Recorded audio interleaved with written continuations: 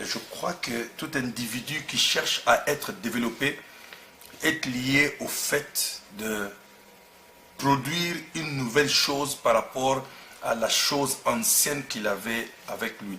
Donc, c'est-à-dire que si tu vivais d'une manière ancienne, tu dois comprendre que lorsque tu veux avancer, tu dois commencer par renouveler l'intelligence. Parce que l'intelligence qui t'a fait, qui t'a gouverné hier, ne sera pas la même intelligence qui te gouverne aujourd'hui.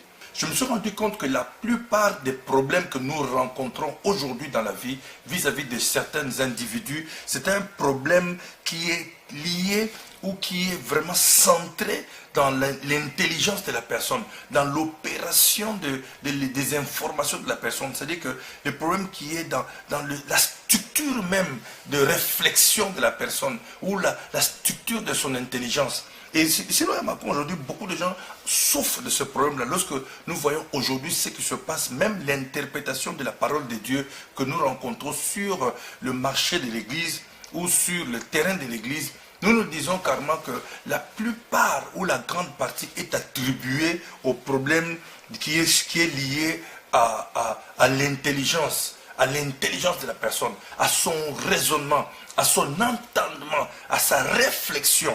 Donc, ça dit que tout est touché là. Parce que lorsque nous avons la Bible, parce que je disais autrefois, plusieurs fois je le dis, que la Bible peut signifier tout ce qu'elle peut signifier à tout le monde par rapport à la compréhension de la personne. C'est pourquoi, lorsque nous allons dans Ephésiens 1, verset 15, il y a un aspect que Paul touche qui est très capital. Paul est en train de toucher un aspect dans Ephésiens 15 que j'aime beaucoup. Il dit, c'est pourquoi aussi ayant entendu parler de la foi que vous avez au Seigneur Jésus-Christ et de la charité que vous avez envers tous les saints, je ne cesse point de rendre grâce pour vous dans mes prières, afin que notre Seigneur Jésus-Christ, le Père de gloire, vous donne l'esprit de sagesse et de révélation dans ceux qui regardent sa connaissance. Donc, il dit ici, il y a d'autres versions qui disent qu'il vous donne la compréhension et la révélation de qui est Dieu. Donc, c'est-à-dire que lorsque vous regardez le problème, le grand problème qui est lié au développement de l'individu est centré sur la compréhension, la révélation, l'entendement, l'intelligence, le fonctionnement de l'individu lui-même. Parce que si l'individu lui-même n'a pas encore... Paul ici, quand il priait, il ne priait pas de telle manière à ce que les gens puissent avoir des miracles.